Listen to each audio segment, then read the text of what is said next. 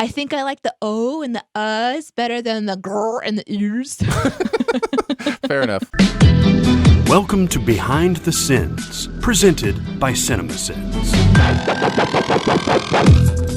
Welcome to Behind the Sins, a weekly look at everything going on inside the world of CinemaSins. I'm Aaron Dicer, and I'm joined as always by Jonathan Watkins. Hello, hello. And Danae Hughes. Still playing a video game. We write for CinemaSins and TV Sins and do various other things inside the CinemaSins universe as well. That really tickled Jonathan. It did. I'm sorry. Are we saying Danae or Grogu? I believe her name is Grogu. Why am I Grogu? I don't know. Why Just do we're I have talking to be about Grogu? you. Actually, I guess I don't mind being Grogu. Of all of the Mandalorian characters to be. We've called you Baby Danae for this whole time. We just found out your name was Grogu. It's a week of discoveries. Yeah. On Behind the Sins. Oh man, it's going to be weird to talk about Mandalorian this week and not talk about the finale. That's true. That's right. We've just seen the finale, so this is because every week we talk about it a little bit, like with here's what released, and then we kind of give a little hint of our foreknowledge and how we feel about it. Yeah. But maybe in the outtakes we can talk about it. I don't know. Yeah, it is weird, Danae. It is weird to have these kind of like shifts in time. I feel like a time traveler when we do this because it's like we're dealing with three different moments in time, right? We're dealing with the moment of time of when we, saw it in wrote it. We're dealing with the moment of time of now, and then we're also dealing with the moment of time of the future. We're going to be talking about the now, and so it just gets all gets kind of jumbled. We need to get used to it because Disney Plus has made sure we're going to be insta-sinning. That's right. We're going to be insta-sinning for the rest of our lives. Disney Plus forever. I'm excited. I've really enjoyed this going through the Mandalorian, so I'm excited for more Disney Plus shows. Keep them coming. The intro or the preview of one of the shows really got me excited because I don't know that I necessarily need a show about that character, but I love those two actors. Yeah, and I've loved them being together on the show, so I'm really excited to see them do their own show. Yeah, even if it has a terrible title. We don't have anything, any kind of shop to upkeep or anything before we get into it. So let's just get into it. Let's do the SinSide Scoop. What's he building in there? I've got a secret. Pay no attention to that man behind the curtain. This is a true story. We're going to take a look at the videos from the week, the process of sinning them, how we felt about the stuff that we are sinning, and we've already kind of started talking about Mandalorian. Yeah, it's been a lot of fun going through this, and I'm super excited for this episode in particular. I think, personally, this is the episode where I was like, oh, this isn't just a fun, good show. This is a great show. Like, this show is going to do more than I thought it was going to do. Based on the Ahsoka appearance and kind of how well they handled that and all that kind of stuff. Like, this is, I think, where I fell into that next level of love with this show. I had already loved it and really enjoyed it. And then after this episode, I was like, oh, this is going to be one of my favorite shows, of all time now. Like, this is really fun. Wow. Yeah, it was. I mean, I thought I don't know that I'm going to that level, but it's a very, very fun show. And this episode just continues that fun. I think Barrett had something to say about Rosario Dawson too, but I don't know how I feel about. I love Rosario Dawson. I don't know, something about her in this episode didn't sit that well with me. But she's apparently going to get her own show. So I thought she was great. I thought she was perfect for Ahsoka. I don't know. I don't know. I can't put a finger on it. I've only seen the episode once, and I didn't write on it, so I didn't study it or anything. But there was something a little not. It was, I don't know. Felt a little off, but I could just be. Yeah, I know. It. Honestly, the fans wanted her as Ahsoka even before she was cast. So it's really interesting. She didn't voice the character or anything, right? Like on the on the animated series. The complaints that I was reading were related to her her tendrils. Mm-hmm. That due to stunt work they shortened them, but that actually would, according to her species, make her younger. And so they thought that was a big disappointment for them, is that her tendrils indicate her experience and her age. And so they were like, well, I mean, hello CGI, hello something that you could do to just bring them down more. That was the complaint that I saw. Listen, there's too much. There's just too much body pressure for women in our culture, and I don't know that it's body pressure. I think she's I know beautiful that you, with long tendrils, short tendrils. Hold on. This is different. What you're talking about is like your tendril obsession, and I understand that. Like you're like, I love tendrils of all. But listen, all shapes and sizes. It's supposed to show her experience and her age. Oh, I gotcha. think it's not about that. You can cut your tendrils and you look cuter or anything. Yeah. Well, I was going to say, if I can go on a quick side note, you guys were talking about the age and stuff. My friend, actually Dave Irwin, who's been on the Sincast multiple times, he brought this up, so I'll give him credit for this. But I thought this was really cool. This show has done such a great job with the female characters, and even more specifically, hiring actresses or actors over 40. Mm-hmm. Yeah. With Rosario Dawson and Ming-Na Wen and what's the Strangers with Candy? No, I've actually noticed that even with Bo-Katan. I was like, I'm looking at women who have wrinkles and expression lines in their faces, and they have bags under their eyes. They just look like normal fucking people, and it's really refreshing. I mean, there's young people as well. Yeah, there is. There's different sized women. I mean, you've got like Xena Warrior Princess linebacker chick, which I love, Yes. So I'm really impressed with that too. In fact, like I didn't even notice until it was pointed out to me this, the finale that like, it's just women, which is cool. I'm glad that it's not something that I'm noticing, I guess, but they really are putting women in these lead roles, and I do appreciate that. And it didn't feel. Amy Sedaris, by the way, was who I was, or Amy Sedaris. That's who I was trying to think of. She's been on it a couple times. Katie Sackhoff, I believe she's like 40, but she's a little older. But also with that, going to that point you're talking about, Danae, which I know we'll talk about that more in a couple weeks. But I really like that scene too because it didn't feel as forced as say Avengers Endgame, which is a really fun scene where all the women fight, but it felt it felt kind so of out of it. Yeah. Because the rest of the movie is happening, and all of a sudden it's just like, and we're going to cut over here and have this women converging, and then it goes back to the other scenes. Whereas I feel like Mandalorian has been introducing these female characters and kind of folding them in. Yes. So that by the end, it's almost like, oh wait, where did all the dudes go? Like I didn't even think about it because. The Blue Man Group? They had a dude in that Blue Man Group, right? Yeah, the Blue Mando Group. Yeah. Wasn't there one guy? I know nothing about Blue Man Group.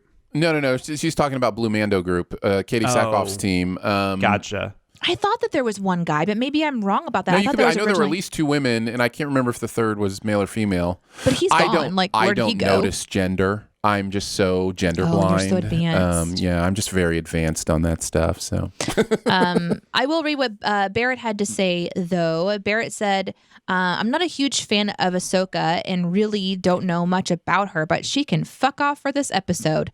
Wow, Barrett. Shame on you, Barrett. Barrett's just wrong on this. I didn't feel that strong. I wasn't that strong. He said, "She's only helpful to give Baby Yoda a bullshit name and do the whole I can't train him nonsense." Wrong.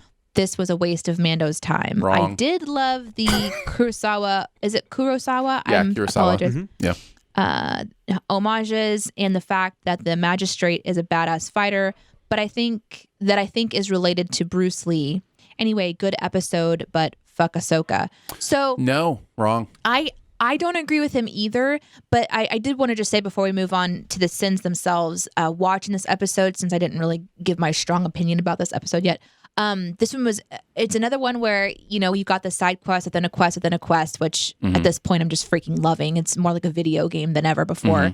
But the imagery of that fight between Ahsoka and the magistrate was giving me some Kill Bill vibes. And I was super loving it. Yeah. And I, even though we don't see her kill the magistrate, that's one thing that has this little hang thread for me. She defeats her, but then what happens after that? There's a little bit of bow tying, kind of like we're just gonna skip ahead sort of stuff. And then the disappointment of her not being like the Jedi person I understand where he was saying that. It is a little bit disappointing in a way, but it serves a purpose to the story overall. So I get the impression he's not a big fan of as big of a fan of the side quest though, like because he seems to be the one that always writes sins about them, and that could just be a running thing with his. He's just kind of making the videos run together, which I get too. I really like the episodic nature of this show, though. That's like Me a too. strong thing about this show for me. And I think it has proven that it can do both very well. Like, because over the last, kind of starting with this episode, moving forward, I mean, you kind of have the main storyline of the season unfolding. Along with the episodic nature, and I think it's able to blend both of them. And it's only 8 episodes. It's not like they're dragging this out for 22 episodes a season or anything like that. So I think it's perfect. And you get to see around the universe of Star Wars, and I feel as though for those who are really excited about the universe, it's interesting to see these different environments. And it's not one planet with multiple locations. It's different planets and different people and different styles. And I don't know. I thought it was fun. It was really fun to see this Jedi thing shifting kind of in the sins. I know, but there's this one sin that Barrett wrote about, like, is this Batman? And I really loved that because I had that one written down too. She has this power that's super exciting. Just how they shot all the action sequences where she just kind of like rises up out of the ground with these 2 light sticks. Sabers is the word you're looking for. Right, sabers. Thank you. But when there's 2 of them. Does that change it to sticks? Yes. I think in the canon you have to say sticks when there's more than one. Yeah. Laser sticks. Her glow sticks, her little rave sticks. Yes, glow sticks. That's exactly it. Yes, once there's more than one, they're glow sticks. She was dressed for a rave for sure. Like if you saw her at a rave, you'd be like, yeah, that makes sense. You belong I would here. Absolutely hit on her. I mean, yes, you belong here. I'm sorry. That's what we were saying. You belong here. Yes. She is a beautiful, beautiful woman, and just the white light of her weapon. And the darkness of the planet, and it was such a nice visually. It was just stunning to see her come out of the shadows. I really love the visuals of this one a lot. Yeah, absolutely. I don't know that I'm loving the Grogu thing, but we talked about that before, so that's not a surprise. I mean, I just don't see why it's a big deal. You're not wrong. It's a weird name in a world of weird names. But I mean, you're not wrong. It just Grogu. Like just it's not so Grugga. It's not Grugga. It's Grogu. That's different. There is nothing they could name him that would satisfy anyone. I don't know. Listen. At that point, you build it up. You build it up to that point. There's nothing. If they had named him Excelsior or whatever, I mean, you would have been like, "That's dumb." Alka-Seltzer is a dumb name. That's true. I said Excelsior. But there's something about the glottalness of grr and goo that's just like maybe. It just and it's not. It's goo. Goo is in the name. And we also don't know the future of this character. Like being on the show based on what happened in the finale. Right. But like, I feel like this is something that in less than a year, even you're just going to be used to. Everyone, it's just it's just going to be an accepted name in the Star Wars universe. I mean, BB-8 is a stupid name, but everybody's BB-8 like, "Oh, makes I love sense. BB-8. I like BB-8." It even looks visually appealing because BB and 8 all look similar. I should say I don't think it's a stupid name. I'm just saying you could argue, like I could see you could argue that, or even like Han Solo. I mean, that's a weird name. Having the last name Skywalker, that's weird. I don't agree. I think Grogu is the bottom of the barrel.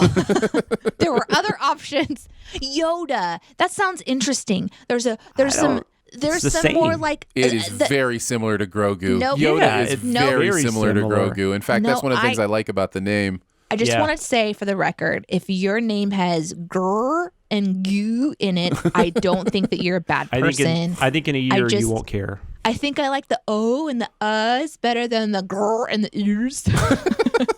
Fair enough. I don't think I mentioned specifically that this is a Hughes share script. So Danae did write on this one. So Jonathan, why don't you kick us off with some of your favorite sins?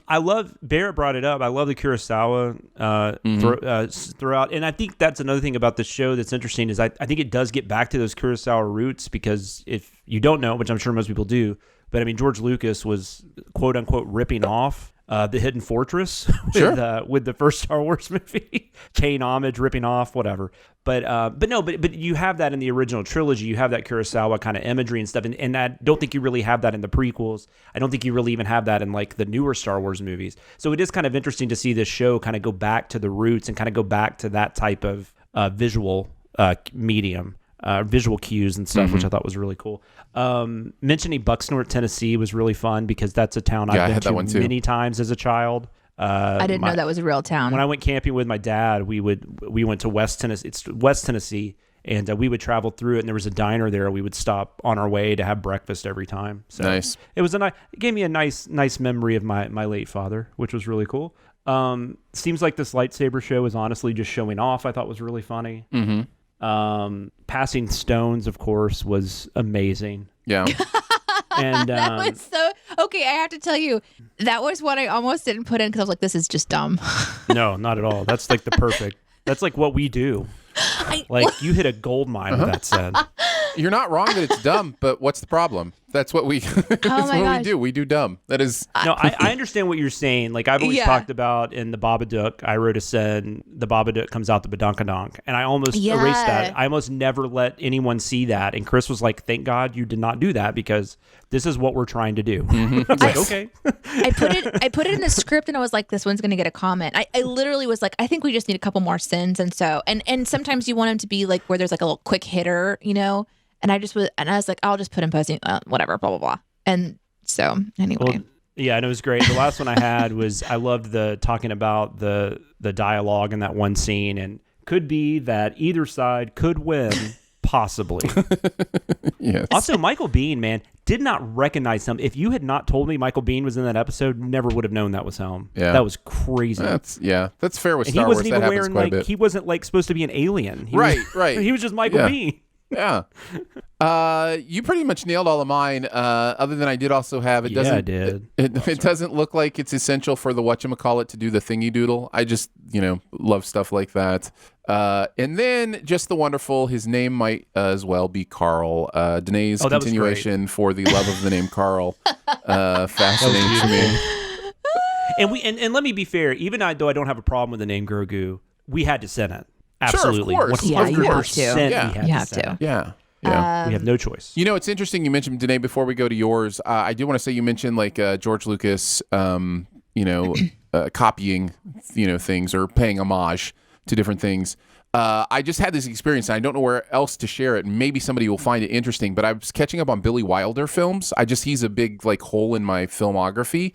And so good. And That's an insult. They're very good. And calling someone a big hole in your filmography, that's would rude. you call him an ace in the hole? I would. I watched Ace in the Hole, but I also watched The Lost Weekend, and which is basically about this. It's basically about alcoholism, and but the main musical theme in that movie is dun dun dun dun dun. Like it is Star Wars. It is like, and I was just like, whoa. And it made me realize like, that there is, I guess, a fine line. It doesn't bother me, but there is kind of this fine line of like pulling from the history of film and then using it in a new way. And, I think we're overly concerned about copying, and I don't know, but me and my feelings on copyright anyway. But now I just want to talk about Billy Wilder. Did you watch? Did you watch Witness for the Prosecution? I did watch Witness for the Prosecution. That's my favorite of his. I love that movie so much. It's very good. And Double Indemnity, of course. Yes. I'm back to playing video games. Have you seen the private life of Sherlock Holmes? Secret Life of Pets? Are we just naming shit? Okay. Danae, what are some of the sins that you want to? Ball shadowing. Turtlenecks. These are the ones that kind of like made me chuckle when I was combining them. Tree murder pivoting to overkill, and the plot one that I really enjoyed that Barrett pointed out was the magistrate giving exact coordinates. What a great thing to point out. Yeah, I just super missed that whenever I was putting it together. Yep. And what a confusing thing.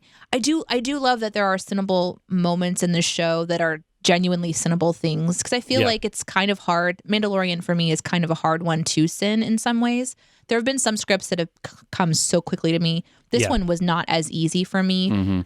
So I was glad to see that there was something other than, like there's passing a lot of stones. action. I find when there's a lot of action in something, it's not as easy to send. Like it's because then it's like, am I going to summon the semantics of this action sequence or the mechanism, the mechanics? Yeah. Mechanics. The mechanics. And the Mimi.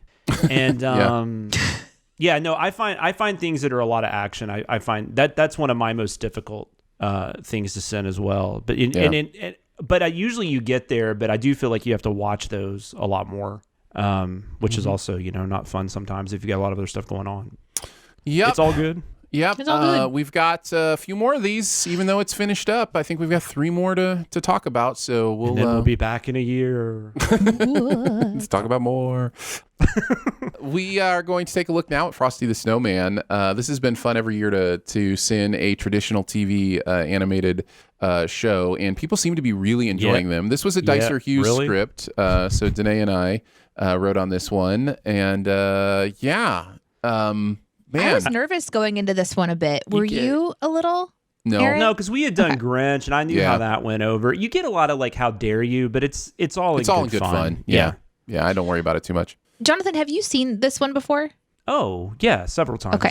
I had never watched it before now. Oh, wow. Oh, interesting. So what was that like watching this in 2020 for the first time? My daughter and I watched it together quite a bit. Well, so for me, it was what I expected it to be. In a way, just it's a look back. It's a time machine. You're seeing how storytelling was in this particular time frame. Very narration driven and very simple. I don't mind that. I don't mind looking into the past to see not only entertainment but how conversations are. I have books, for example, that were written in the 60s that are about etiquette, expected etiquette for teenagers. And there's entire sections on car etiquette or phone etiquette. And I love reading those and just being like, oh, this is really interesting. This is why there was this expectation or whatever. So there was a little bit of that in this one. But I was really surprised at the pantless child. And I didn't realize how much of a thing that was until I was talking with Aaron about it later, because I wrote some stuff in my script about it. And then he wrote stuff in his script as well. So that was unexpected. I kind of got a little, not fixated seems really creepy, but I just didn't understand why we wouldn't be dressing children in the winter from the waist down. There's anyway. 100+ times I've seen this, though. I have to say, I have never noticed that she was not wearing pants. Yeah. Or she was wearing shorts or whatever. No, there's no shorts. It shows her butt.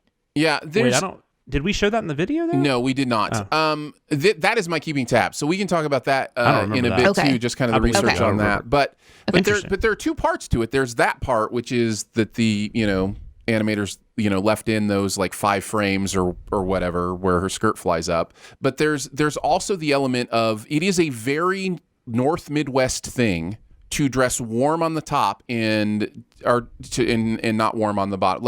Shorts and sweaters is a North Midwest thing. Yeah. My daughter does that here. But here's the thing: if you're not wearing pants and you're sitting on you're sitting down, because she sits down in the snow, she sits down in the train cart. It's that is not okay. But she's wearing a skirt. She's just not wearing anything under the skirt. Right, I thought Aaron said skirt. It is the tie. It is such a high. It's like a coat. Yeah. It's basically like a coat. Yeah, it's a coat skirt. My daughter went. Skirt. I think this was she went to pre-K. She went to a Catholic school, and I think and they always have you wear shorts under your dresses and skirts, and so she still does that. Yeah. I will say also the other thing that bothered me too, moving on from that, since we'll talk about that more in keeping tabs, was the story is on display for us and how blaringly obvious it is that Frosty's magic comes from a hat, and yet this is about Christmas snow. And I'm like, who in the continuity department missed that big memo? Right. And so that was a glaring thing that oh, don't worry, Frosty will come back with the snow, and that is but not only if what. It snows on Christmas. Even if they did catch it, though, they probably didn't have the money to go or didn't care enough to go back and reanimate something. It's also fun. It was a fun process, this one as well, with Aaron catching that there were pedal issues and then being able to turn it into a little bit of a bonus round of. There's 1, there's 2, there's 1, there's 2, there's 4, blah, blah, blah. That was a fun run as well. So these old Christmas specials, like these, or seasonal specials, because I would even put the Charlie Brown Halloween, Christmas, Thanksgiving, all that in these. And with these, I don't even know if I like them. But it could just be 100% nostalgia that interests me in these. I think it probably is, yeah. And getting to experience that fun with your kid, with getting to watch it with her, she gets to watch it for the first time. I mean, there's really not much to these. I will say this one has genuine emotion in it. It has some emotional pull with him melting and all that stuff. So I mean, that's interesting, even though you do point out they could have easily just opened the door. But it is still, it is a little sad, and I don't know. So, but there's not much to this, though. I mean, it's a very basic. Oh no. It's 100% nostalgia. It has to be. There's nothing to it. But what a weird thing! Like, they didn't even lock the door. They go into a greenhouse that they could walk out of. Yeah, and that's the big. I don't know, guys. This is very confusing. If I watch this for the first time. And right now, if I watch this for the first time at 44, which is how old I am, I would just be like, what is this? I don't get this. So I think it definitely is one of those things where if you saw it as a kid, it resonates a little differently. Just like things you probably saw as a kid that I haven't seen, would resonate differently for me. So absolutely. I totally get it. Objectively, I don't know if this is really that good, but subjectively, it is for a lot of people. Sure. I guess. Yeah, let's get into the sins, Jonathan. Since Danae and I wrote on it, what were some of the sins you wanted to mention? This you guys killed it too. This was very funny. Trivial Pursuit Peace Flakes. Yeah. I don't know. I'm a Trivial Pursuit fan, so I think that was just fun for me to hear that word said. Why are these kids in school? Never thought about that either. It's like Christmas Eve or Christmas. Like, they should have been out of school for like a week. Plus, like you said, it's snowing. Although I will say, like Aaron being from Michigan, I mean, you've probably gone to school in that much snow. Yes, but not that much snow that happened overnight. Usually, if it's still snowing in the morning and it's adding to the 2 feet that are already on the ground, they would go ahead and call it because they can't, they can't keep up with it. Take care of it fast enough. But yeah. And but I did think that was weird, at least with the date that they would still be in school. We already talked about. You guys will talk about the pants, and I had to sin about that though. This is not how mustaches work. I thought was very funny. I love that in animated stuff. I love pointing out like silly stuff like that. Those are some of my favorite. And then he blows out a campfire, which was hilarious. Yeah. But no, I really enjoyed it. It was fun. Nice. I really enjoyed the. I've hired Professor Hinkle, the magician, to entertain in today's Christmas party, and I'm like on a teacher's salary, which I actually wrote something a bit longer at that moment to try to like sin that we don't pay teachers well, but it just doesn't. To be fair, it was a magician. So. And a bad one at that. So that's true. I really enjoyed the flashing puddles sin because we got to create some rave names like Jelly Buzz, Pickle Sick, and Greg. Greg's but they're the ones we've already talked about. Aaron? Fried eggs, since apparently animators can't animate anything transparent. And then the pun, it's a clear problem. I love the fact that Frosty just starts laughing out of nowhere and goes, "Oh, and I'm ticklish." And it's like, who's tickling you? Nobody is tickling you. Where did that come from? It is one of the creepiest and weirdest things in this thing to me. It's just like, he's just talking about what it's like to be alive. And he's like, "Oh, and also I'm ticklish." Like, where and why and how? That really just like threw me. So I wanted to mention that one. The idea that we need to add another safety regulation to the child safety list of don't board a magical train to the North Pole without telling your parents, I thought was fun too.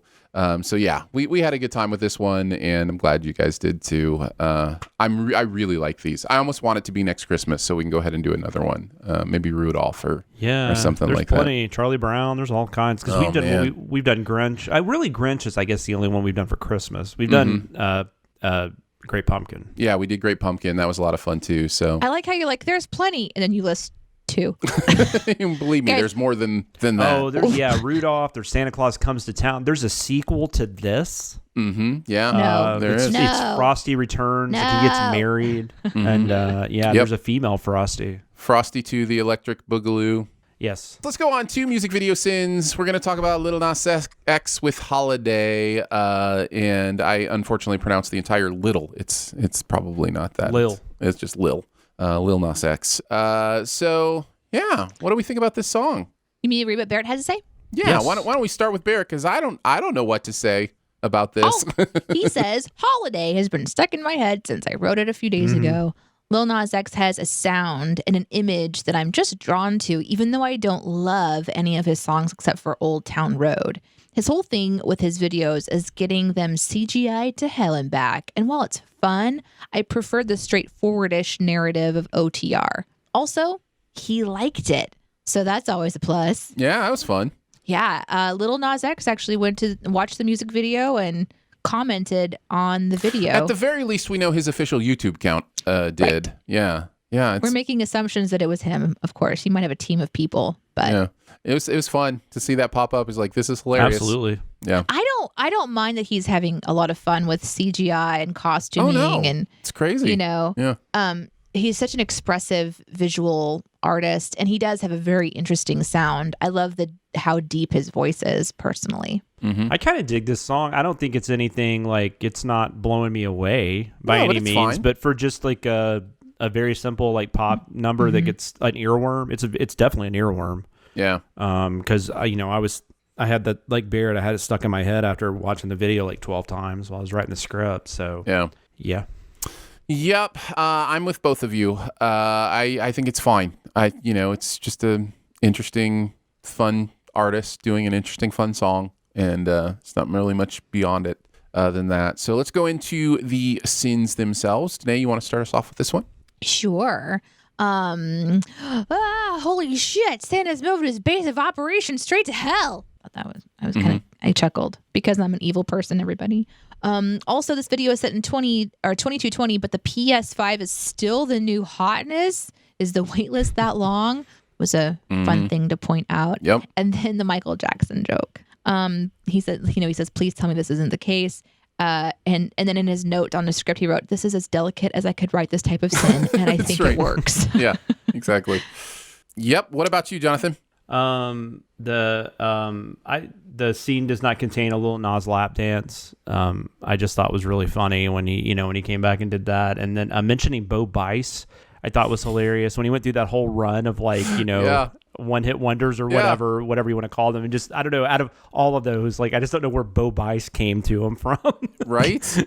Yeah. That is a name which I would past. like to say didn't cause me to go on a YouTube, search of Bo Bice songs and listen to them, but that's not important. Vanity, he may be right, but that's still a fucking sin, man. I thought was really funny. So it was just overall, it was really funny. The thing about the Mohawk, there was a lot to enjoy here. Yeah, definitely. That is a very specific time. What is happening at 6:26 that couldn't happen at 6:30 or even 6:20? Why would you put something so insane on the screen that will boggle my mind for the remainder of this video? Stuff Why like would you that do bothers this to me. And I Googled it too. I did try to see if it actually meant something, and I couldn't find anything, which made me even more mad. So that's so funny. The only other one that I have to mention, of course, is when they show Mount Rushmore and the sin is North by Nas X. I did that for you. That was glorious. That's real love. Yeah, that is true love right there, and it's much appreciated. Guys, your friendship is just something I really appreciate, okay? Let's move into one of the best movies of last year, Cats. This was a Scott Scher script. Jeremy and Barrett writing on this one. They love this movie. Let's hear from them first, shall we? Oh boy, am I ready for this? We'll start with Barrett, who says, "It's not hyperbole to say this is one of the worst movies I've ever seen. It's a fever dream built on some weird drugs that has a terrible soundtrack and a complete lack of story. The main thing when we were writing this was trying to mitigate the horny sins about the Cats cast, because everyone in this movie is pretty bonable." Oh, reading Barrett's comments, always entertaining, even while made up in weird CG cat stuff. And yes, I wanted buttholes. Might as well include the buttholes in this movie if you're trying to cat everything else about the characters. Buttholes are just a must. And then Jeremy says, "Cats killed Jeremy. Fortunately, there are many Jeremys, so he was quietly replaced." Which I guess just confirms, guys, Jeremy is actually not the original Jeremy. Yeah. The only way to cope with writing sins for a movie this fucking bad was for me to go hard into the horniness, just constantly talk about fucking these cats. I didn't care if they were hot cats or not hot cats. It really is one of the most ill-conceived and poorly executed films in all of cinema history. It's not just that there's no plot and everything is nonsensical. It's that they didn't even try. And I realize some of this is the fault of the original stage show, but every single song is an introduction song for a new character. Every damn one. The music isn't good. The performances are weird. The look is frightening. I would watch Avatar 10 times before watching this shit once more. And I fucking hate Avatar. The only reason to watch is to hate watch. And even then you won't make it through. This movie is what happens when you let toddlers make a movie with unlimited budget and really good camera gear. Kick this movie into space. Nice. I don't know why you had to slander Avatar in the middle there, but other than that.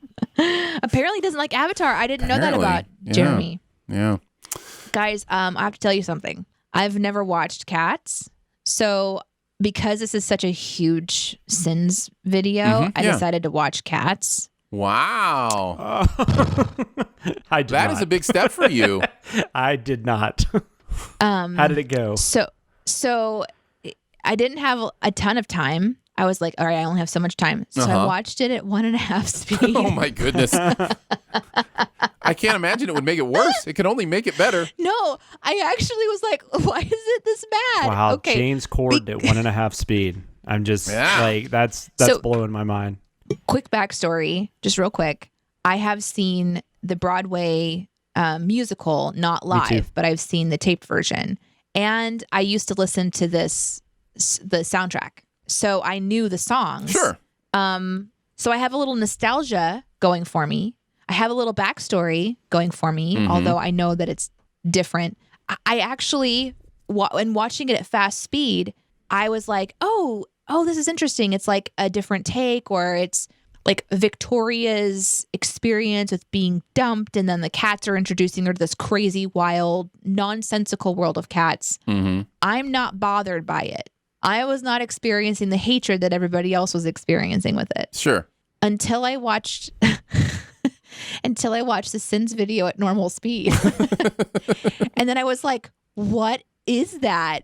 Because it looks so different when it's slowed down. It's so bad. So you're saying if you're going to watch it, Just watch it at 1.5. Watch it quick. Yeah. And then it was almost like it was good like advice. they're just dancing and moving, and it's just at this kind of like clipped pace, and you don't have, I guess my eye didn't really notice the super strange CGI world because it's going faster. Yeah.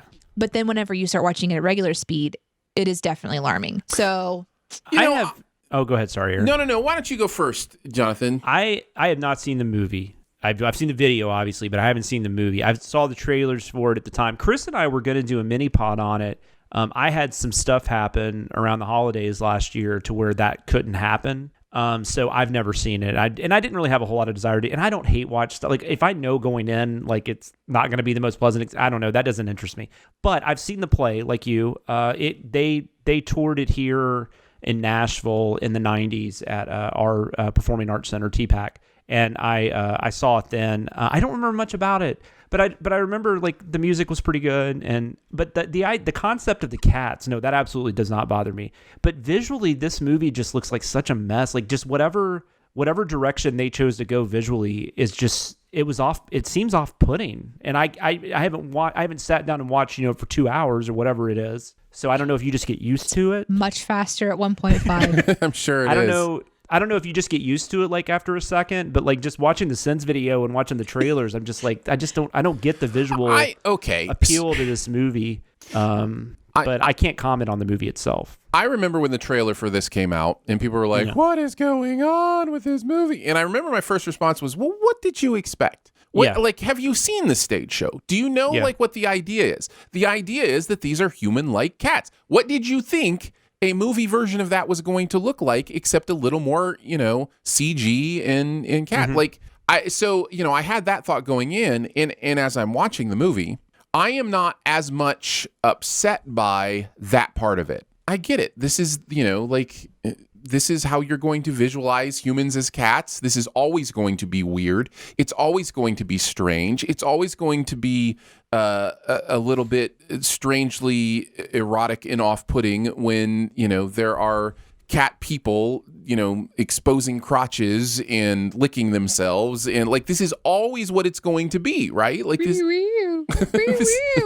Is that erotic though? I mean, like, it's not meant to be for a real strangely. cat. But when you're watching a human form do it, right? And we are attracted to human forms. I can see that. And they're actors that you're attracted to already. If you add cat nipples down the front, maybe it wouldn't be so attractive. We don't know. They or didn't do more. that. Who knows?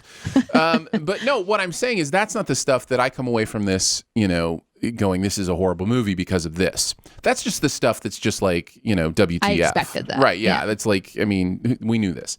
The problem is, the story itself is also nonsense and it's so incomplete. Nonsense. And just like, and again, there still is an element of what did you expect? This is the Broadway show as well. Have you heard the lyrics? Have you listened to this? Quote unquote, heaven is called the heavy side layer. Right. We don't know why. So I just don't know. Explained. I just don't know what people were expecting this movie to be that was going to be somehow better than the nonsense of the Broadway show. If you know that going in, there are certainly people who love this movie because they love the Broadway show. I watched the movie with some of them. I saw them celebrating every song as it came on. You know what I mean? Like, yeah. I was singing along. I didn't mean to be. I mean, it was really fast. It was Jellicle songs for Jellicle cats, Jellicle songs for Jellicle cats, which again, highly recommend. But it's awful. It's just bad. It's just, and it's bad because there's no reason for it. They just extra CG'd the characters and put them on a movie screen instead of a stage. That is something that was bothering me too. Like, I love the ears. I thought the ear expression was super exciting and fun because obviously that would be hard to do. But the bodies, I felt like they just really did too much on the bodies. Why not just have them in Can I make a suggestion that I've made before? Why not make them actual cats? If you're doing the movie and you're doing the CG, just do them cats. Have the cats singing, not the humans. Like, why not animate it? Why not just make it an animated film? That's what I'm saying. Like, I'm glad. Wasn't this also? Didn't they go back though? Like, it got released in theaters. They went back and did different things with the CG and re-released it. Right? Well, they adjusted it as it was already playing. Because some of the right. CG wasn't finished. That ever happened? I don't know. Ever? I don't know. That's insane. Well, like with Sonic the Hedgehog. Well, not as it's in theaters. They hadn't released the movie yet. Like, this is literally they released the movie the digital after file the opening weekend. Yeah, they're like, oh, we got to do something, and then they updated the file. Sent new print, updated the file. Yeah, which that's a lot easier to do now. I guess you really wouldn't have been able to do that back in the day. Yeah, I'd be really curious to see like a version of this in the 80s though, with like practical effects. That'd be interesting too. Danae, I think you had a thought on my just animated as like actual cat singing kind of thing. Yeah, I think it just it could work. It could be fine. It's at least different. I personally would not want to see that because for me, this is about the stage show. This is about watching people dance and sing. And this is a musical. So sure. I think I would miss seeing the human performances. I would miss the ballerina. I would miss the dancing and the fun of that. I get that. Now, I think though that because of the CGI, it's distracting from the art of it. I mean, they took crazy poems and silly stories and made it into a production that is already nonsensical. And then you're trying to bring it into, the 2020 era, and it's like, this is based on T.S. Eliot, right? I think wasn't it so. Wasn't it T.S. Eliot's writings? It's such a. Right. I did feel like they actually kind of see. For me, it helped me understand a little bit more of what was going on with cats watching it again at fast speed. Yeah. But it kind of was just like it's about the world of cats, and it's about how silly it is, and it's about silly cats. So if you're like a cat lover, you've got the fat cat, you've got this cat, you got that cat, you got the tomcats, you got the, and so that's all that it is. So I don't know why it would be expected to be any different either. And I just feel like the CGI on the people could have been dialed way back, focus on the ears, focus on the tail, and let them just wear leotards, just like they did when they were on stage, you know? Yeah. By the way, I guess Jeremy couldn't like tweet pictures because he couldn't give away that he was working on cats, but Yeah. I'm really disappointed we didn't get pictures of his cats watching cats. Right? We get all these missed pictures of them like opportunity watching there. them play golf True. on a video game. But Now, I will have to say this. I would not recommend this movie.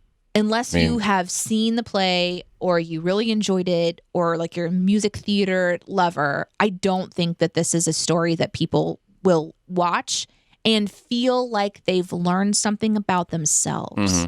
I guess there is that moment.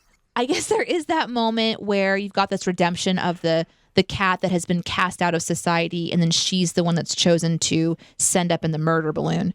But that's still confusing. Yeah. So. Yeah, that story this makes is no why sense. I wish you watched more. Like I love it when you've watched one of these because your perspective on movies is Beautiful. always way It's more beautiful. interesting than Aaron and I's boring. This was a That's film so- that did It's true. That's so funny because I'm over here like, just shut up, Danae. This is not interesting at all. No, it Let's was very move on. interesting. Way more. I Oh. think people that listen prefer it. Jonathan, what did you think about the video itself? What were some of the sins that you wanted to point out? It was very funny. Oh my goodness, it's so good. I usually have a harder time getting into the videos where I haven't seen the movie but I think it's just because it's rare that I haven't seen the movie. But I had a really good time with this one, and it made me definitely not want to see the movie. Nothing can prepare you for this. That was pretty great right at the beginning. And then also is that Taylor Swift I thought was really yeah, funny. that was a great running joke. Any Agatha Christie reference, always going to be a fan of that. I don't really. Why did? Oh well, I don't know why they had the mousetrap in there because they're cats, but I just thought that run on talking about not being able to talk about the ending and all that kind of stuff. I just thought that was really funny. Yeah. Do cats use cat idioms? I thought was an interesting question to pose. These cats in this terrible movie are giving me an interesting boner. And when they strip Rebel Wilson's cat, like they, Yeah. and that Yeah. is, man, I don't know how that plays when you're watching the movie, but I feel like I would have been like the narrator, what the fuck? Yeah. It's like, so she was wearing a costume the whole time. Like, I mean, what is that even supposed to mean? Like, she was wearing a costume over a costume. Yeah. Yeah. Yeah. Cat clothing is apparently under their fur. And then this might be the stupidest piece of content ever created in that scene with Rebel Wilson and Jason Derulo Yeah. dancing or whatever they're doing. Yeah. The cockroach scene is something else, man. Yeah, that was confusing. Especially at 1.5. Right? Oh, it is a trip, and I actually think that anyone who just wants to watch it and get it over with, but you want to watch it, you have to do it at 1.5 speed, and then let me know how it goes for you. I will say, I feel kind of bad that people slam on James Corden so much, but then I actually see him in something, and I'm just kind of like, yeah, I guess I kind of get it. I guess I get I it. like James Corden. I really do. No, he's fine. I don't watch talk shows like that anymore, so he doesn't bug me. I mean, I think Peter Rabbit he's the best thing about Peter Rabbit. I think I remember coming out of Cats going, he was the only part of Cats I kind of enjoyed. His song was really fun, I thought. But well, and he's willing, like, he strikes me, what little I've seen of his show, like, he really, like, he's willing to do anything. Right. Right. And there is something about that is I respect, it might not be funny to me. Like your sense of humor just might not sit with me, but I can totally respect the work ethic. Yeah. Danae, what about you? I didn't watch this movie. I'm kidding. You just watched the movie, but not the Sins video? Yeah, I didn't watch the movie. I have several. It's almost as if she's being treated like a human female. Cracked me up. Uh-huh. The whole like cats being proud of their buttholes was such a cat owner's insight and very true. So for the narrator to be going to bat for them, saying like to deny these cats of their buttholes is to restrict the essence of their catness, and I for one am team free the butthole. Uh-huh. I just really enjoyed the emphaticness there. Is that right? Emphatic. Sure. Yeah. The ineffable sin where it's like, was that a Harry Potter spell? Cracked me up. The disappearance of that character quite a bit, turning into was he like Nightcrawler and then eat my jellicle ass? P.S. I hate you. There's when the narrator pauses and it goes silent for a second, I have a panic moment because we review all these videos so much. and we're listening for dead air. We're listening for, mistakes. We're listening for the ding to happen at the right time and all this stuff.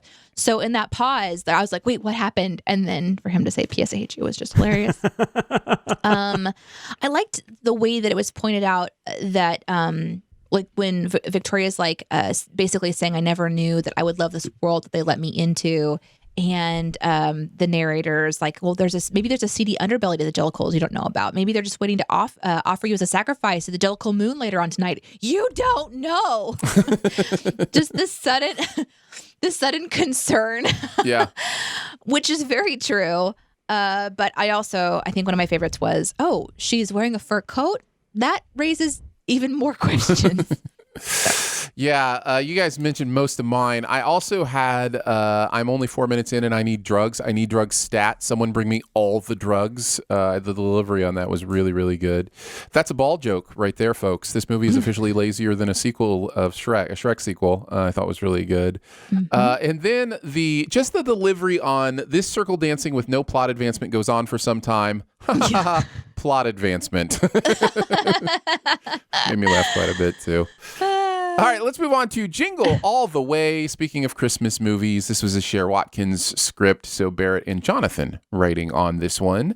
Jonathan, I'm assuming you've seen Jingle All the Way before now. This wasn't your first time watching this movie, was it? No, it wasn't. I saw it when it came out. I was actually reviewing films for television and locally. Ooh. So I had to see it. It came out. I remember too. It came out the same weekend as Star Trek: First Contact, which I was super excited about. I was a lot less excited about Jingle All the Way. And I did not like it. And no, it's but bad. I had not seen it since. This was the first time I had watched it since I saw it in the theater. In 1996. I'd never watched it with my daughter or anything like that. It was just as bad as I remembered it being. Is this a Christmas staple for anybody? Is there some family that's watching this every Christmas and going, this is the best? There were people in the comments saying that they watch this every year. I mean, I guess if you were a kid when it came out, I mean, there is that nostalgia factor. Nah. It's also, I guess, maybe people think it's just kind of harmless, and I don't know. Sure. I think it's annoying. I mean, it is harmless, but I do think, and we bring this up in the Sins, I do think there are some not so great values being addressed. Yeah. And they kind of just throw to the side like how shitty of a parent he is, and I don't know. There's some weird like things like that in there, but it tries really hard to capture that crazy like. The Tickle Me Elmo craze, I think, just happened right around that time. Yeah. And then, Barrett mentions in the Sins, we mentioned the Beanie Babies craze. So, I mean, like so it's also kind of horrifying to watch it, knowing that this is kind of accurate, how people act. Yeah. And Schwarzenegger's just bad. Like he's really bad. He's really bad. And he's not a bad actor, and he can do comedy. But he's bad in this. In fact, I was just I found out that Letterboxd, the movie social media site Letterboxd, has an import feature that you can do on your spreadsheets, and I didn't know that until like last week. And so I've been importing my watch spreadsheets for the last several years to Letterboxd, and it's been really fun. But some of them I actually had like mini reviews on some of them, and there was some Arnold Schwarzenegger movie where he came back after being a governor, and I was like, oh, Arnold's back and he can actually act or something like that. Yeah. And I think you're right. I think Arnold can be a good actor. He's just so bad here, and I really don't have much to say about this movie other than it's bad. Is that him or is that direction? Because sometimes the script probably didn't help. Like the script not being that great. Lots of pieces to the puzzle. Help. Yeah. Or possibly if he didn't have someone kind of telling him what was expected of the scene, and it's just like, we want over the top Arnold, and he's like, okay, I'm gonna give you over the top Arnold, right? And maybe the problem was he was running the boat. He could have been running the ship too, right? I mean, or whatever that saying is, driving the bus. I don't know. I mean, he could have been. He could have been vehicle, like, and this is what I'm doing, because this is peak Arnold. Like this is him and his like where he is. Just box office, he can do whatever the hell he wants. Yeah. Shortly after this, he kind of falls out, but because Batman and Robin comes out a year later. But I'd never seen I don't know. this before, so I think I jumped in to kind of help with the editing review of it. And it's definitely the movie you don't have to watch to make sure you have context. It just seems pretty paint by the numbers. It is in a way. But yeah, wow. I mean, it is Wow. nice to see Phil Hartman. I love Phil Hartman. Always good to see Phil, yeah. We lost him way too early. But his character is so sleazy. I mean, he's supposed to be sleazy, but he's like Sleazy. like extremely sleazy for a kids movie. Yeah. But it's weird because I didn't understand his sleaze factor. He's Like, trying to hook up with Schwarzenegger's wife. Yeah. Right. Until the end, you're kind of like, okay, so are they saying he's a sleaze or is he just like a weird neighbor? Anyway. He's a widow. It's weird. Yeah, he's a widow. Like I think he's a widow. I don't know if his wife left him or passed away. I can't remember if they even mentioned that, but he's a single dad.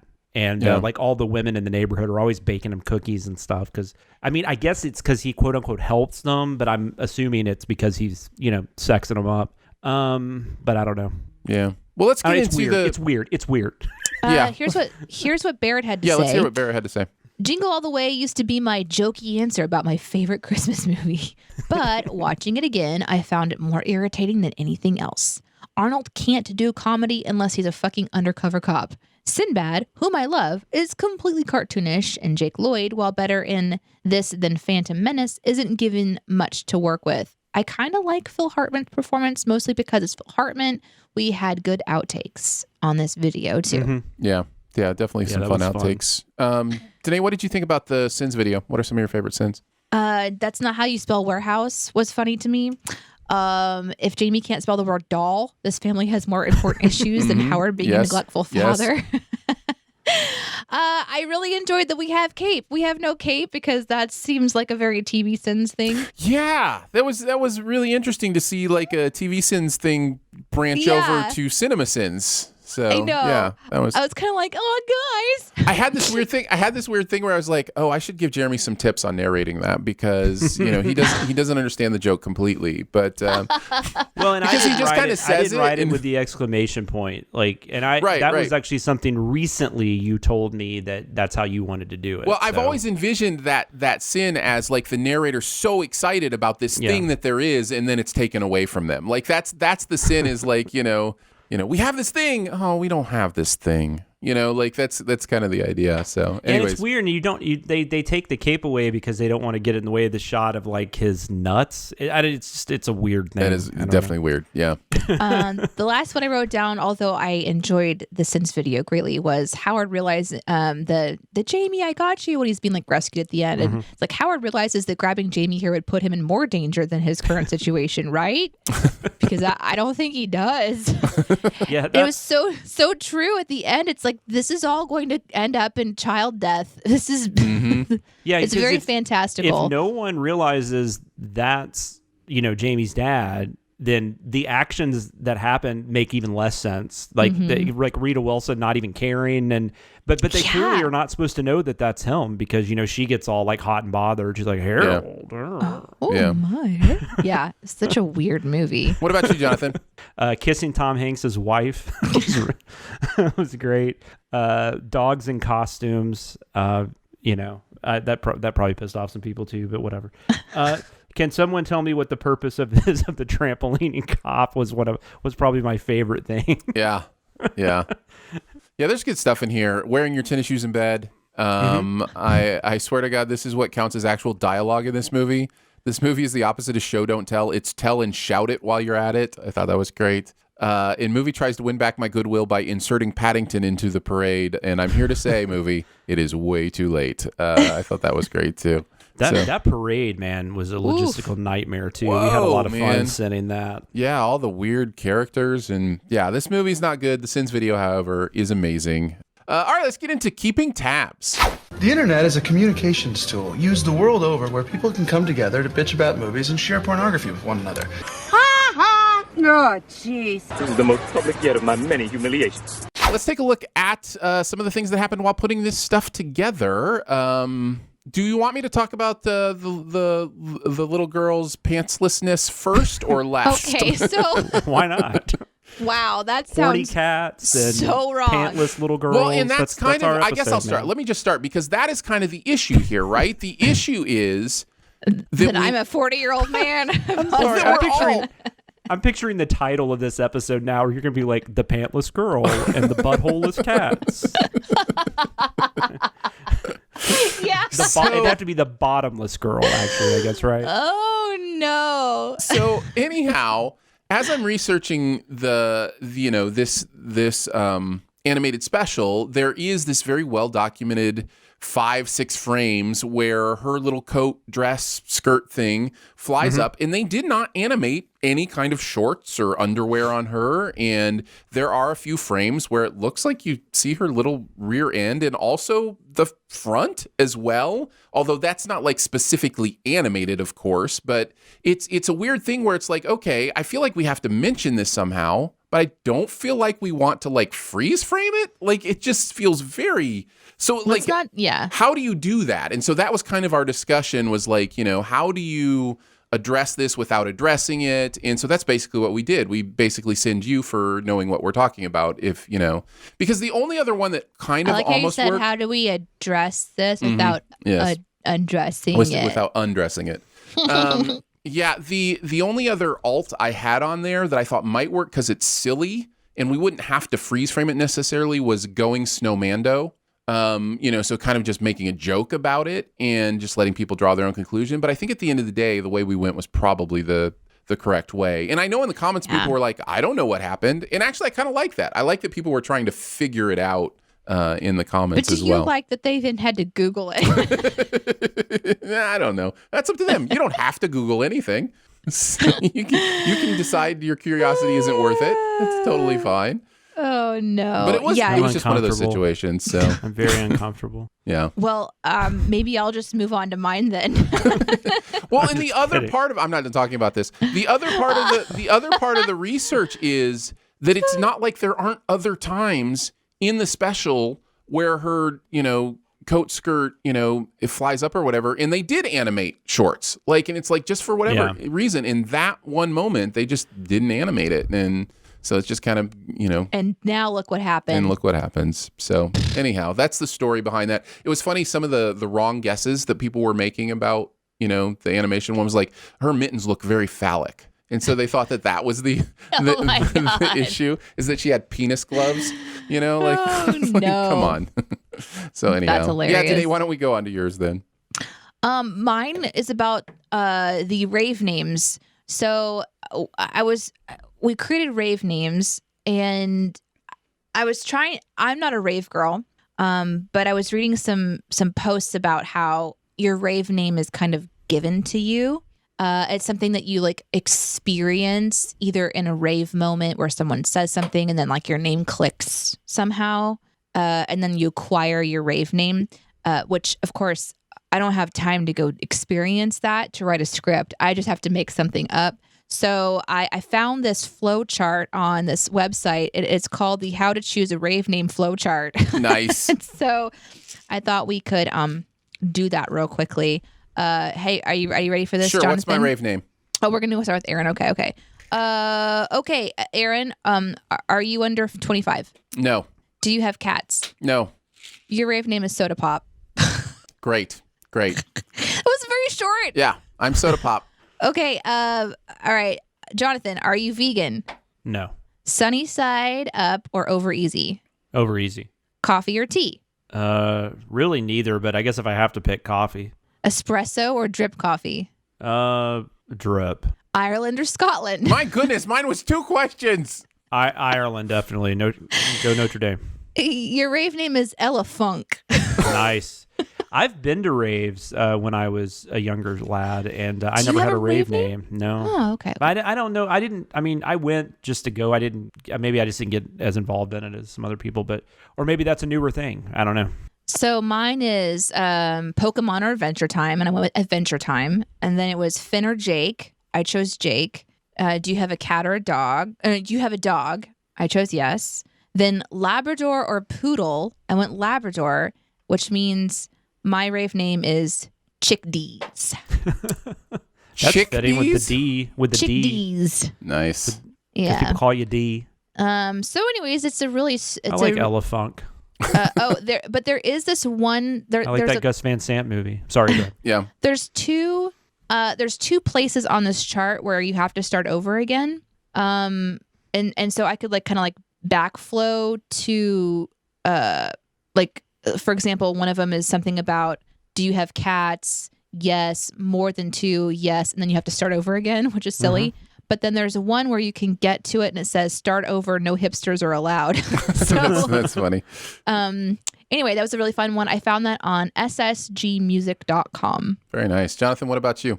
I looked up, I didn't do a whole lot with Jingle All the Way was the one thing I really worked on. I didn't do a whole lot, but I looked up 90s cartoons. There was a sin in Jingle All the Way where we kind of made a joke about that the 80s cartoons were just commercials, and then that the 90s were a lot more dignified than that. But then we, of course, called out that wasn't the case, because you had like Teenage Mutant Ninja Turtles and Pokemon. And but I didn't. The only thing I really came across that was kind of funny was there was a ranking that was sent out. I don't know how this was voted on, but it was voted on by the public about the top 10 90s cartoons from a year or two ago. The first thing that I noticed about it that was interesting was The Simpsons was number 10. And I was like, how are there... Your list is invalid. But then I also thought, well, but I don't know, like, I guess I don't even really think of The Simpsons as, I mean, it is a cartoon, but it's also like a primetime animated series. I don't know. It feels like it's a little beyond that. But yeah, but can you guess what the number 1 was? From the 90s? Yeah. I wasn't really watching it. X-Men it's animated one of my series. wife's favorite cartoons, which is the only reason I even know about it. X-Men animated series. No, that wasn't even on there. No.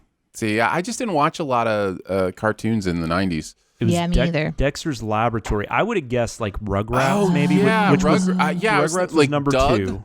Doug, Rugrats, like like the Nickelodeon. Hey Arnold. Hey Arnold was number... Okay, Aaron, I don't even remember. And then he says 1, and you're like, have this flood of memories. Hey Arnold was number 4. I had totally Rugrats was number 2. Forgotten that era of like, Nickelodeon type cartoons. Yeah. That was huge. Dexter's Laboratory was number 1. Rugrats was number 2. DuckTales was number 3. What about Animaniacs? Would that be on there? Animaniacs was number 7. Powerpuff Girls was number 5, which my wife loves. Tiny Toons was number 6, which kind of was like right around the same time as Animaniacs. And then Pinky and the Brain, number 8, which I never liked. I mean, that's kind of Animaniacs, isn't it? Animaniacs, yeah. But they had their own show. Oh, that's true. I don't remember that. Teenage Mutant Ninja Turtles was number 9, and The Simpsons were 10. Very nice. There you go. Yeah. No Ren and Stimpy. Nope. That's a shame. That's a shame. I mean, it might have been like, I mean, they had like 100, but I mean, like I just did the top 10s. All right, let's move on to the comment section. I want to know what you're thinking. I appreciate your honesty. You're a real straight shooter. You are the ones who are the ball lickers. We're each going to pick a comment from the week's videos to highlight. This could be at the video itself. It could be from Twitter. It could be from Discord. Wherever you are replying to us, we can pull it from. Jonathan, why don't you kick us off? What's your comment for this week? Yeah, I did. I went with Jingle All the Way since that was the one I worked on. And Blader's Mosh is the, I want to make sure I'm pronouncing this correctly because I don't do well with these. I believe it's Blotter's Mosh. But that's fine. And around Jingle All the Way, Howard desperately trying to find the Turbo Man doll is basically the toilet paper crisis of 2020. At least with this, no deaths or fatalities were involved, hopefully. Yeah. It's like, damn. Yeah. But yeah, no, not wrong. Yeah. Thank you, Blotter's Mosh. Danae? Mine's coming from Cats from Random Gaming, who says, I disliked this video because no bonus round and didn't even have 1K sins, and I haven't even watched the movie.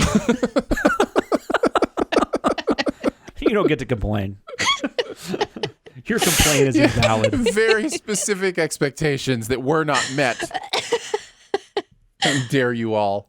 Hate this video. Sometimes, man, you guys just crack us up in unexpected ways. That was one of them for me this week.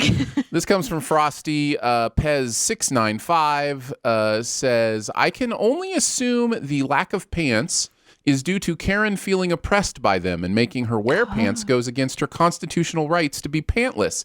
And if you challenge her, she will demand the manager and then call the cops claiming she is being threatened. Whoa. I just the play on the name being Karen and just kind of the idea. Like, that's just really fun. That's good stuff. Yeah, good stuff, Pez. Appreciate that very well. Absolutely. All right, let's move on to Beyond the Sins. To infinity and beyond. Somewhere beyond my wild history. To boldly go where no man has gone before. We're just going to talk about something else from the world of pop culture that we have seen in the past week. I mentioned I've been doing a Billy Wilder binge, and so I thought maybe I would talk a little bit about Billy Wilder as a director, and just specifically about a movie that Jonathan already mentioned, which is Witness for the Prosecution. Yes. It is so good, so very, very good, and I think it's interesting because you watch some of these old movies. By the way, Billy Wilder directed films from, I'm going to say maybe even into the 20s, but at least he did some in the 30s and then all the way through. I think he had a movie he directed even in the 80s. I can't remember specifically. Yeah, he had one or two. You're right. And it's just been a complete blind spot of mine. And I watched Double Indemnity for the first time this year and loved it so much. I was like, I need to watch more Billy Wilder films. And one of the interesting things about watching movies from that era is the overacting. And there certainly is some of that in Witness for the Prosecution. There is some, very melodramatic things going on. But what's interesting is the writing is so clever and interesting and intricate. And the plot is so clever and interesting and intricate that it still works. It just works. And it's compelling and it's interesting. You have this amazing, performance at the center of it of the defense attorney, and then the movie is pretty incredible in the way it twists and turns. And I'm not trying to, necessarily not spoil a 80-year-old movie or whatever, but it has like a double, triple twist to it. And that's not something I was expecting from a movie that old. And I really liked it. I really enjoyed it. So I guess what I'm saying overall is don't be scared off from older movies because of just the advancement of technology, the advancement of acting styles, all that kind of stuff. Yeah, that's ageist. it's cinemist.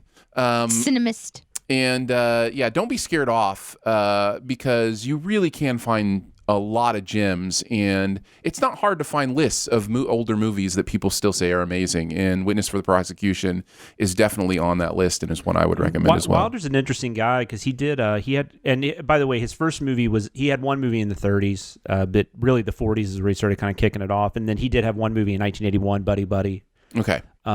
But what's interesting about him, he kind of had this weird, like, where you have like the comedy Billy Wilder, because you have like The Apartment and Some Like It Hot and stuff like that, and then you also have kind of and then there's kind of more of the dramatic Billy Wilder, and then there's like the darker Billy Wilder. And I think with Double Indemnity, I think Witness for the Prosecution kind of is a weird amalgam of all three of those. I think you're right. No, yeah. I think you're absolutely right. And it's Sin Week last year. We had a question. It was, I don't remember what specifically the question was, but it was something but I talked about Witness for the Prosecution because I was talking about how this movie, to me, is kind of like what maybe led to what we get with like lawyer, like TV shows and stuff these days. Like the Charles Lawton character is very much in the vein of like a Perry Mason, or like, like a Bobby Donnell from The Practice or something like that, totally. And then you also have the twist and the mystery, with the clients. Marlene Dietrich is really good in this too, by the way. Tyrone Power plays the guy on trial, but this is one of my all-time favorite movies. I think my mom showed this to me when I was like maybe, I don't know, 10 or 11. Yeah. It's so good. I've watched it consistently since then. Every few years I'll throw it in. And, it's so good. Yeah, it's very good. It's been a very good binge. It is one of the rare positives of kind of the COVID thing is knocking off some content stuff that I've been meaning to get around to, and that's definitely been one of them. So, what about you, Jonathan? What do you got? I will talk about this little movie. It's called Tenet, or maybe it's called Tenet. I don't know. No, it's definitely Tenet. Christopher Nolan's latest movie. I did not brave the theater to see it, so I just watched it this past week on. I actually just purchased it because I think all you can do right now is purchase it. I believe, but I was like, I'm sure it's worth purchasing. But no, I really overall I really enjoyed it. Good. I don't know what I thought. I didn't know anything going into it because even if you watch the trailer, there's no way to know what this movie is about, and I'm definitely not going to give away anything because I think it's still fresh enough, and I think a lot of people are just now trying to get around to watching it, so I won't give away too much about it. But what I wanted to talk about though, what I really dug about this movie, and this is going to sound just hopefully this doesn't like sound pretentious as hell, but I really feel like Nolan is playing with film language in this movie. Oh, of course. Yeah. He loves that. In a way that weirdly reminded me of like Jean-Luc Godard and Michael Hinkie. Because and speaking of Michael Hinkie, I rewatched Caché just like a month or so ago, oddly enough. And have you seen Caché, Aaron? No, I don't think so. I highly recommend that movie. Okay. It's amazing. It's one of my favorite movies of the last, like, of the 21st century or whatever. I think it's great. But these movies couldn't be more different. They're very different. But I kept thinking about that movie while I was watching this because I think it had to do with, just like I said, breaking down the language of film and stuff like that. But I do think with Nolan, which I like better because I'm not a huge Godard fan, because Godard is so cynical. And Hinkie is to a point, and I didn't quite find the cynicism here that I do in some of those. And at the same time, with him kind of breaking down this kind of language of film and structure. I mean, like the John David, is it John David Washington? Yes, it is. Yep. John David Washington. Kid. Yep. Yeah, his character name, if you look on IMDb, his character name is the protagonist. Yep.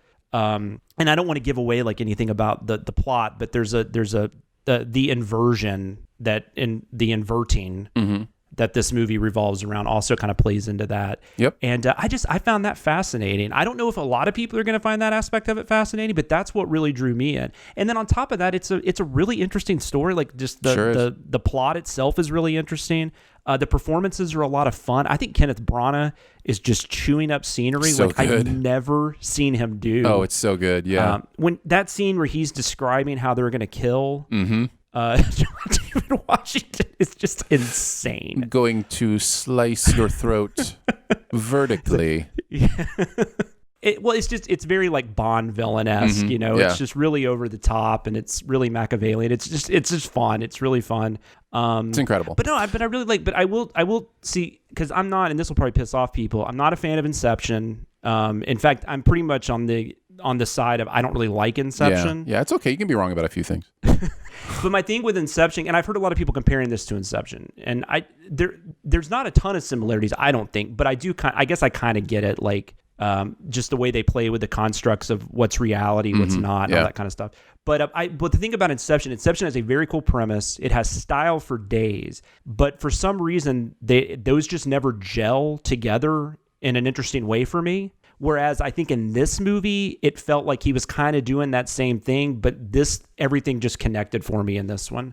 I also want to say that if there is a negative, for me personally, I can't imagine watching this movie without subtitles. It's, And I don't know, to me, maybe that is a negative. I don't know, but I do recommend subtitles. Even if you don't usually watch movies with subtitles, I highly recommend it.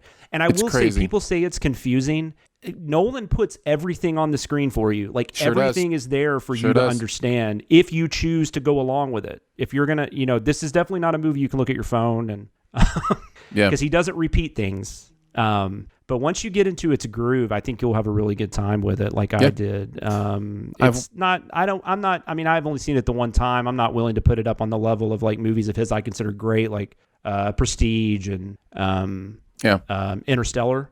But it would be like in that next tier, I think. I've seen it 3 times now. Watched it the third time yesterday, nice. And it is top tier Nolan for me. Every single time has gotten better. I might get there. Yeah, I wouldn't be surprised if that happened to me. Every single time, more stuff locks into place on what he's doing, both storytelling wise and technical wise. It's a high recommend for me. It just keeps climbing my list. I don't know where he's going to go from here, though, because I will say, like, this is like the most Nolan-y movie. Yeah. Like he's getting really far up his own ass, and I don't know. Like his next movie is just going to be called Hemorrhoid. I think at this point. Seriously though, I don't know. Like I'm curious where he's going to go from here, because if he goes much farther into his own like headspace, I don't even know what that nonsensical. Movie's going to be, but weirdly, I kind of want to see it. So being Chris Nolanovich, I think is be the next movie. Danae, what's your Beyond the Sins? Well, I wanted to give you guys a quick update that I did watch the We Are the Champions for a little bit. Oh, I don't fun! think I talked about it on this show, but I did watch it. I think that it is definitely one that is refreshing, silly, also intriguing. Painful. It is painful to watch. Not every episode is painful to watch. Some of them are just like interesting. Like the yo-yo one is interesting. Mm-hmm. But the first one is painful. Yeah, the cheese to watch. This is a reality show Aaron recommended, right? Yeah. With the Rainn cheese Wilson. wheel was the first one. Yeah, Rainn Wilson. Yeah. I remember painful. And then the chili eating one, painful to watch. Yeah. So, but you're almost like you can't not watch all of a sudden. So anyway, I just want to let you know I watched it. I think it was a fun recommend. I'm actually just gonna do this. Might seem like a lame, but it's been a long time since I talked about this game and they did an update. So I'm going to bring back my love of Polytopia. And for anyone who has not gone and listened to every single BTS episode, you might not have heard me talking about this.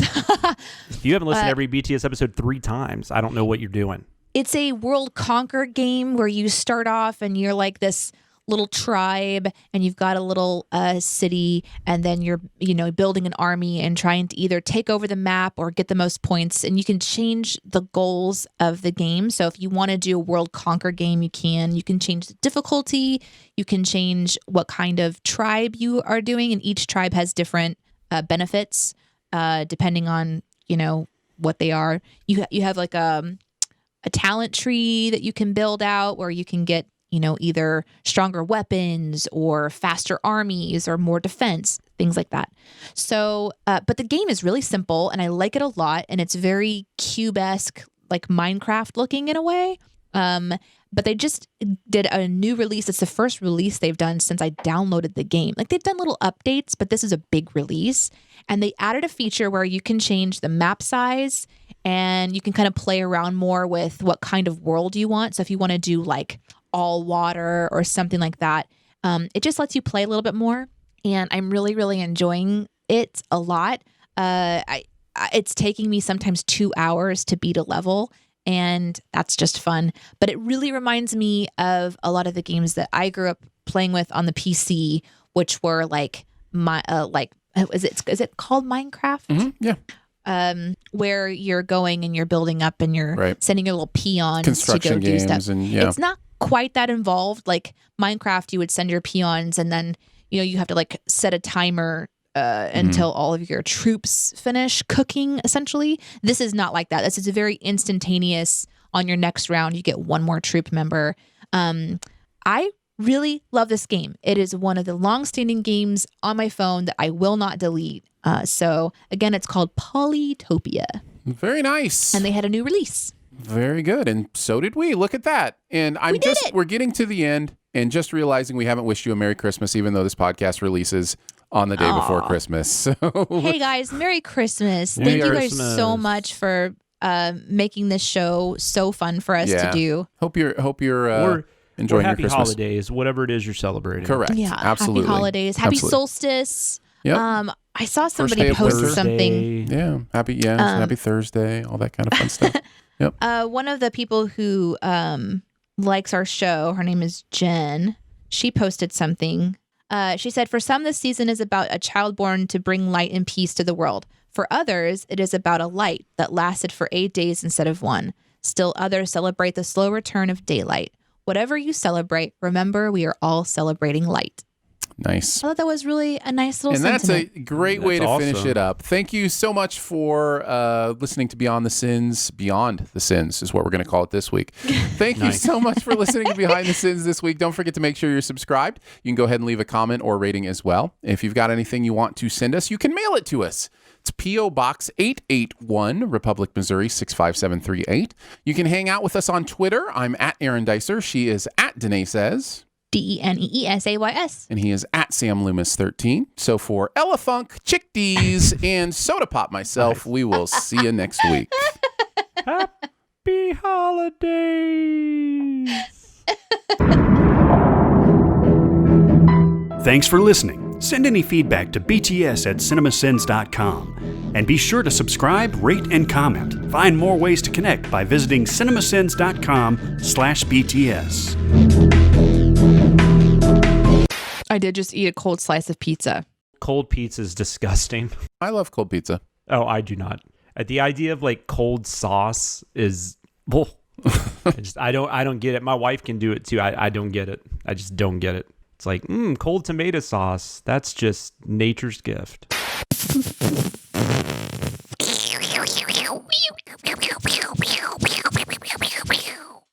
is gonna be Aaron's gonna be like, welcome to BTS. Welcome to Behind the Sins, guys. Welcome to the show. Hey guys, thanks for being Behind the Sins. I just wanted. Here's I don't know these fucking people's names anymore. They're here. Sorry. It's like Jonathan's here, I think, and the other girl. I'm sorry that you guys have to be here. This comes out Christmas Eve day. Christmas Eve day, Christmas Eve day, Christmas Eve day. Sorry. Merry, merry, merry, merry buttholes. Merry, merry, merry, merry buttholes. Is that how the song goes?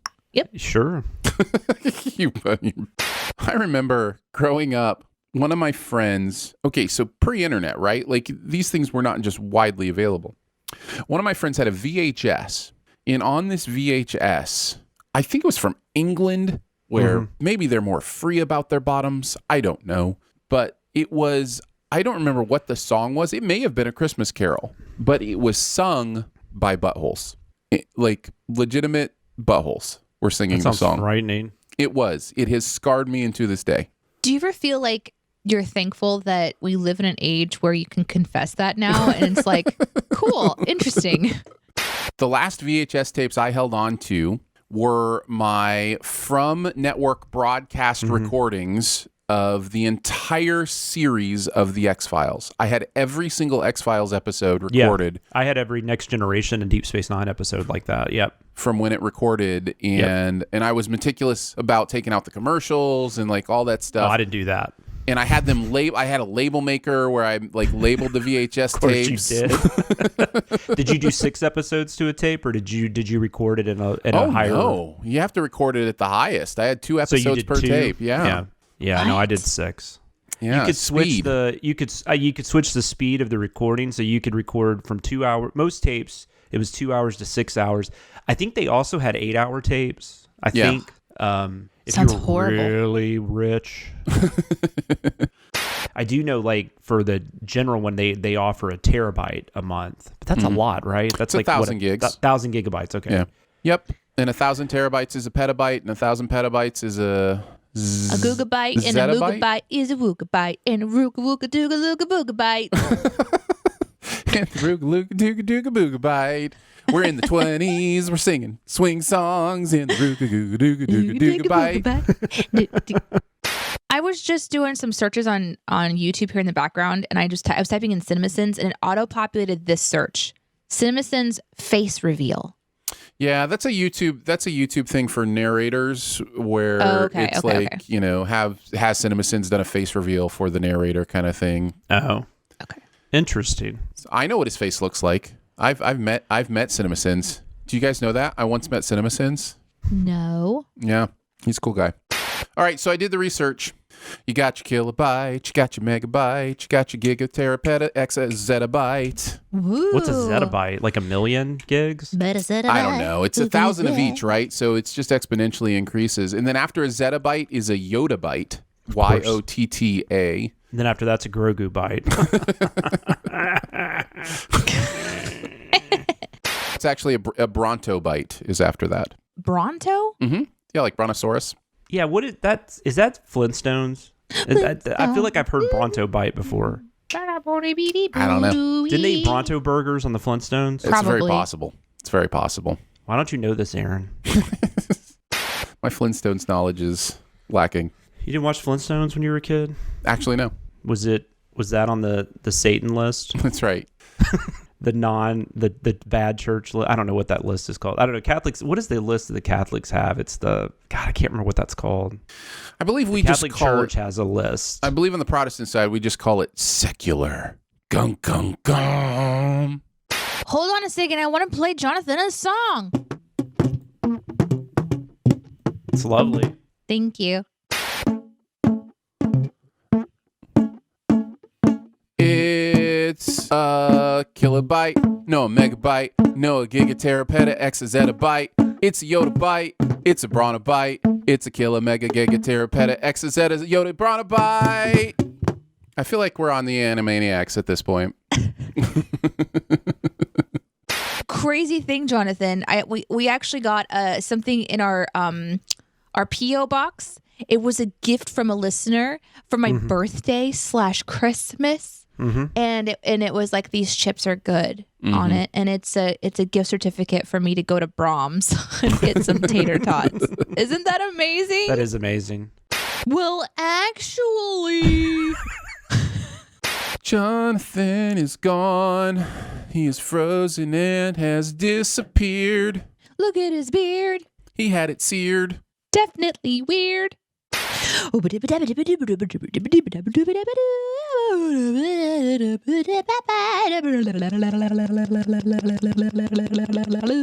that's what I would say.